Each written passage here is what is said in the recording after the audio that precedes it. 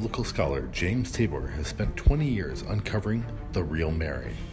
Mary was the godmother, not the mother of God, but the godmother of the Jesus movement. Everybody knows the Blessed Virgin Mary, the mythology, the tradition, the theology. But what about the historical Mary? Engaged to Joseph, an older man, Mary has fallen in love with a young Jewish boy that we later know as Pandora. She's pregnant out of wedlock. She's had to flee her village because of the pregnancy. Living in this little town of Nazareth, 4 different revolts break out just in that summer. Mary brings her firstborn into a world of horror. The Romans bring in 3 legions into Galilee and crucify 2,000 people up and down the road. 15 years old, nursing an infant, shamed by the community.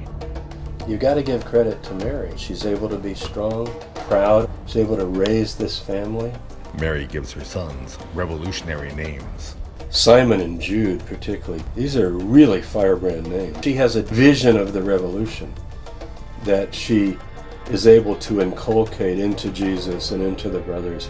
Mary was the founder of what would become known as the Jesus movement. The core ideas that Jesus had, echoed by his brother James, who took over after his death, and then his brother Simon, who took over after James's death. This whole dynasty, really, of people, all influenced by Mary. Making Mary the least known, best known woman in history. She's the power behind the throne. If she is the most extraordinary woman who's ever lived because of her sexuality, because of her courage, because of her family, and you rob her of this, then not only does she lose, but we all lose because we don't even know her then.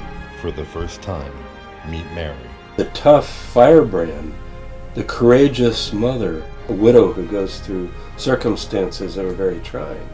I mean, that's inspirational. James Tabor presents the latest evidence of Mary's real life and influence. Mary was the godmother, not the mother of God, but the godmother of the Jesus movement. I think that's incredibly important. Cleopatra, Joan of Arc, Helen of Troy.